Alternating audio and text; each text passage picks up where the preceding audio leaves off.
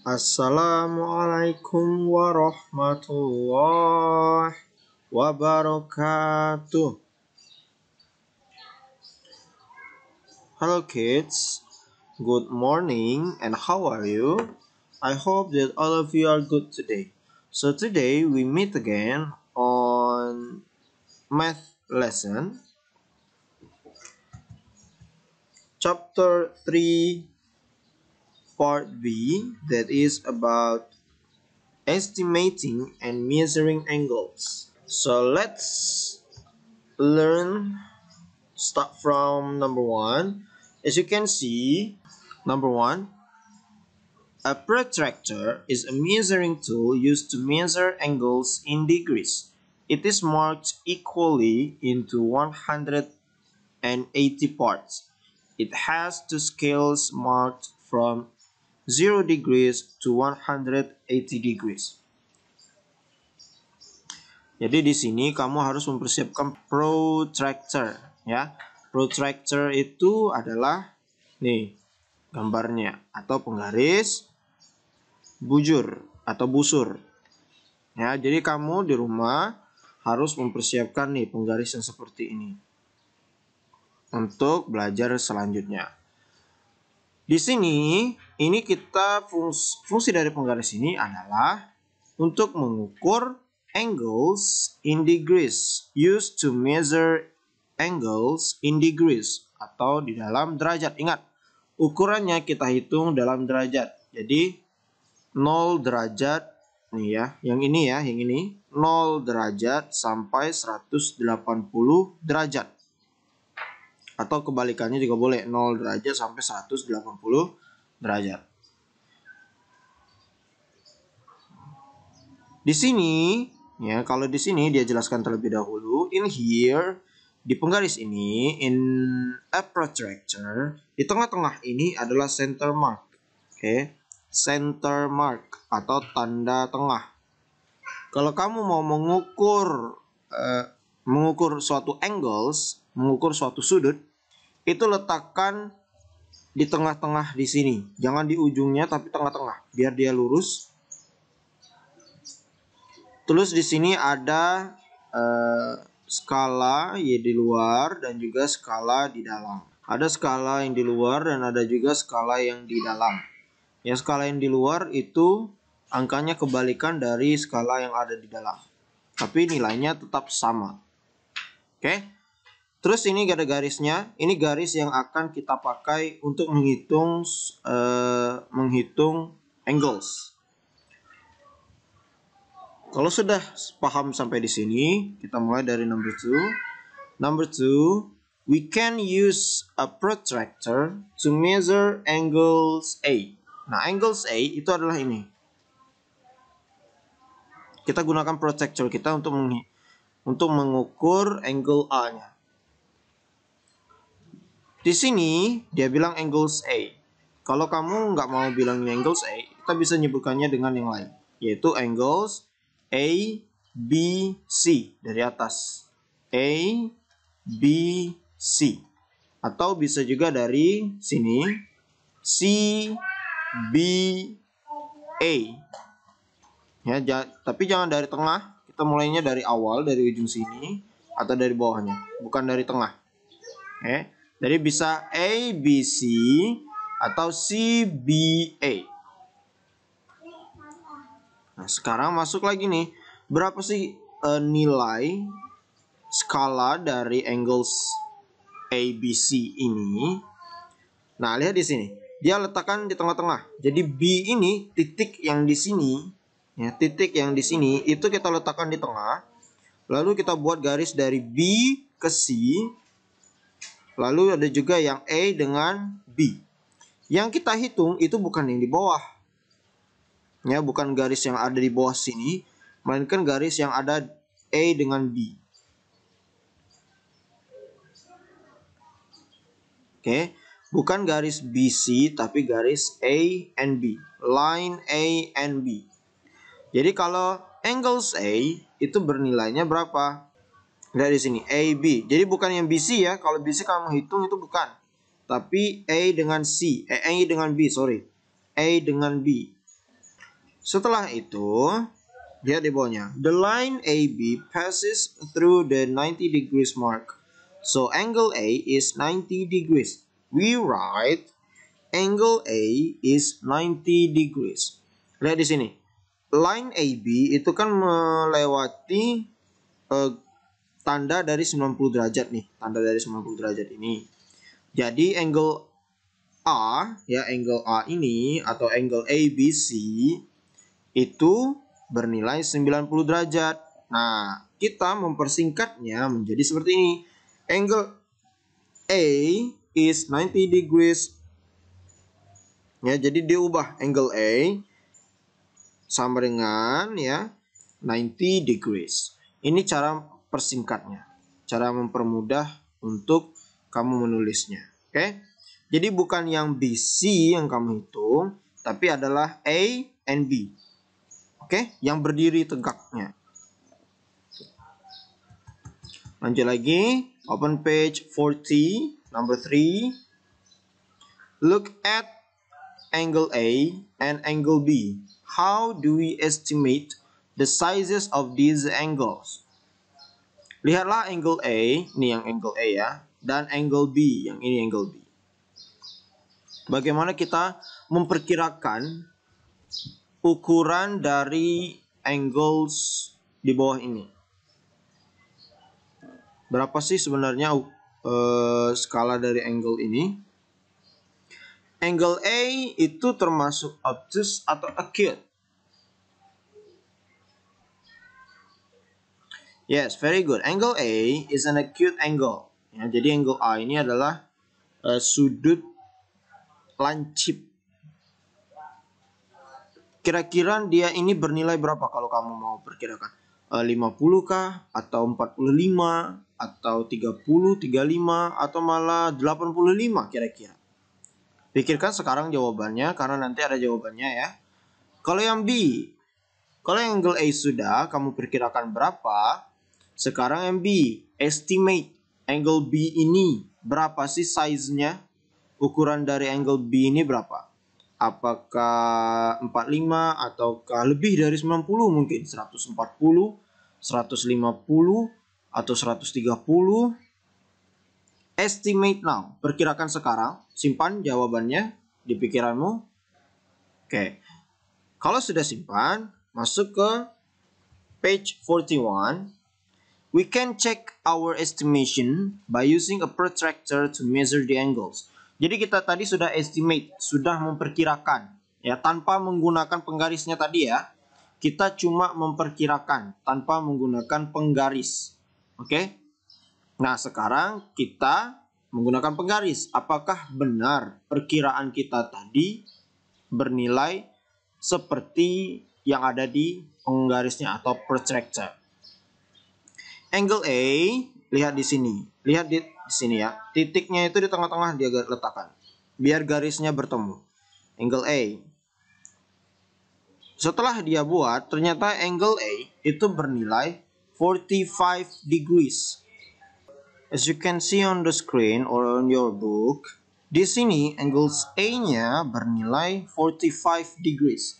Angles A is 45 degrees. Dari mana dia dapat 45 degrees? Padahal di sini ada angka 140 dan angka 40. Tapi dia dapat 45 degrees. Jadi, cara mengukur protractor, ya, cara mengukur dengan menggunakan penggaris bujur, itu ada dua cara. Yang pertama, kamu lihat sudutnya dulu. Ya, kamu lihat sudutnya dulu, anglesnya. Kamu tentukan anglesnya dulu. Kalau dia acute angles, ada sudut lancip, ya, seperti angles A ini kan adalah sudut lancip. Berarti nilainya di bawah 90, bisa jadi 85, bisa jadi 70 atau 75, atau malah 10 bisa jadi. Yang berarti kalau dia acute angle, berarti nilainya 4 di bawah 90. Contoh di sini, kalau dia di bawah 90 berarti jawabannya bukan 140. Ya, melainkan di bawahnya yaitu 40. cara menghitungnya itu dia naik ke atas. Ya, 40. Terus di sini dia ternyata ada di tengah-tengah garis, berarti tambah 5, 45. Oke. Atau cara yang kedua, kalau cara yang pertama kamu lihat dari anglesnya apa, berarti dia adalah acute angle. Kalau acute angle berarti dia di bawah 90. Atau cara yang kedua, kamu lihat posisi garisnya yang di bawah, ya, yang tidur ini. Kalau posisi garis yang tidurnya berada di sebelah kanan, ya, berada di sebelah kanan seperti yang ini, berarti kamu pakai hitungan yang ada di inner scale atau di bagian dalam, angka yang di dalam ini.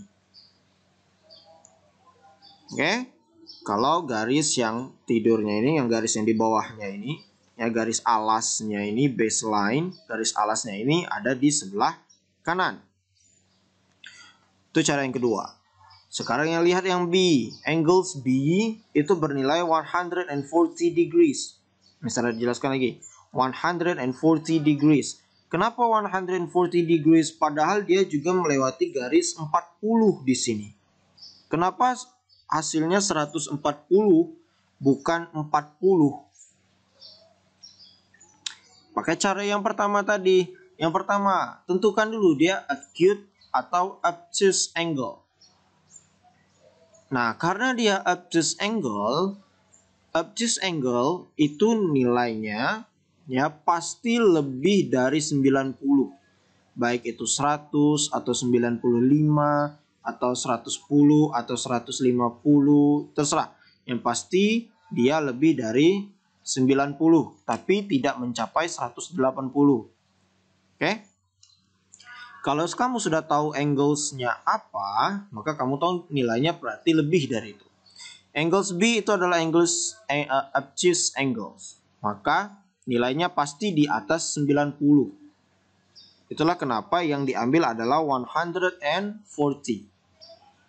Sedangkan cara yang kedua, itu lihat garis baseline, garis alasnya ini, baseline-nya. Baseline-nya berada di sebelah kiri. Berarti kita ambil hitungannya yang berada di outer scale atau skala yang ada di luar. Nih. Oke. Kalau dia berada di sebelah kanan, ya, baseline-nya berada di sebelah kanan, berarti skalanya atau nilainya yang kita ambil yang ada di inner scale atau skala yang ada di dalam. Kalau baseline-nya berada di sebelah kiri atau garis dasar, garis alasnya berada di sebelah kiri seperti angles B, maka kita mengambil nilainya yang berada di outer scale atau skala yang ada di luar. Yang ini. Itulah kenapa kita mendapatkan nilai 45 degrees and 140 degrees. Sekarang cara menghitungnya. Kalau yang ini nilainya 0. Kalau dia naik lagi setengah, itu 5. Naik lagi satu garis, ya, yang panjang itu nilainya 10. Naik lagi satu garis yang nilainya yang garisnya lebih panjang lagi. Yang ini, yang misalnya ditunjukkan pakai mouse, itu nilainya 15. Naik lagi ke garis yang panjang nilainya 20. Jadi setiap garis ini yang panjang-panjang ini bernilai 5. Sedangkan yang pendek-pendek itu bernilai 1. Jadi bisa 1, 2, 3, 4, 5. Setelah angka 5 masuk ke garis yang pendek, yang pendek benar ini, nambah 1, 6, 7, 8 dan begitu seterusnya sampai 180 degrees. Oke. Now open your book on page 42. Let's practice. What is the size of each angle? Jadi berapa sih ukuran dari setiap angle ini? Yang angle A. Angle A atau angle ABC, angle ABC atau angle CBA, terserah. Yang penting dari huruf yang berada di ujung, bukan yang di tengah-tengah. Angle ABC bernilai berapa sih ini? dia melewati garis 40 dan 140. Terus baseline-nya berada di sebelah kanan. Dan dia adalah acute angle atau sudut lancip. Kira-kira kamu mau mengambil nilainya yang ada di dalam atau yang ada di luar? 40 atau 140? Ingat, baseline-nya ada di sebelah kanan. Dan dia adalah sudut lancip. And remember this, kalau kamu belum ingat dan kalau kamu belum lupa ya, kalau kamu lupa apa yang Mister Adi jelaskan tadi, silakan kembali lagi ke video sebelumnya. Silakan kembali lagi ke penjelasan sebelumnya untuk mempelajari lebih dalam lagi tentang cara menghitung menggunakan protractor. Oke. Angle B atau angle FED atau DEF. Nah, ini berapa nilainya nih? Dia angles apa sih ini? Angles acute kah atau obtuse? Terus yang C berapa nilainya ini? Angles PQR. Dia acute atau obtuse? Ternyata dia ini kayaknya lebih dari 90 derajat deh. Berarti dia acute atau obtuse. Angles D juga. Silakan cari nilainya berapa. Number 2, kalau yang number 2 itu estimate, perkirakan. Ingat, perkirakan. Pertama kamu perkirakan dulu nilainya berapa, baru kamu ukur pakai penggarismu berapa nilainya sesuai dengan protractor. Saya jelaskan lagi. Estimate then measure the sizes of the angles using a protractor. Jadi yang angle A, masukkan ke dalam kotaknya ya. Angle A, type of angle, acute atau obtuse. Jadi angle A ini masuk ke acute atau obtuse. Kalau sudah tahu langsung tulis jawabannya. Terus di sebelahnya ada kotak estimate, perkirakan. Menurutmu. Kira-kira angle A ini bernilai berapa?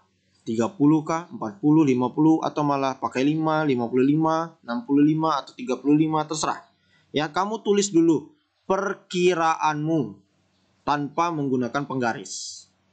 Kalau sudah, tulis yang selanjutnya yaitu actual. Kalau actual berarti kamu pakai penggaris. Nah, cara menggunakannya, kamu ambil yang baseline-nya yang mana? Yang garis yang ini atau yang ini?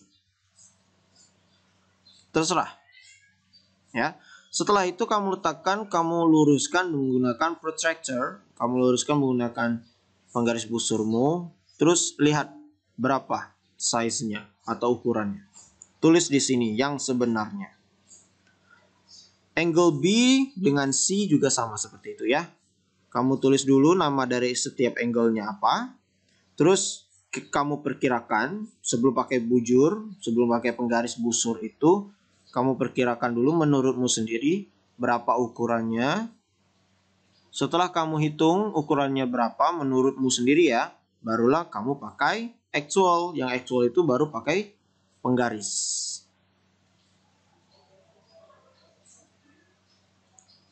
Okay, that is all for today. If you have any questions, just write your question on the comment. And don't forget to take a picture of your answer and send it to me via WhatsApp. And thanks for the parents who help the children learn more and study about this lesson. Jadi, kalau kamu punya pertanyaan tentang pelajaran hari ini, silakan tinggalkan pertanyaanmu di komen dan jangan lupa fotokan jawabanmu dan kirimkan fotonya ke Mr. Adib. Terima kasih juga kepada orang tua yang sudah mau membantu anaknya dalam belajar pelajaran hari ini. Let's say hamdalah, alhamdulillahirabbil alamin.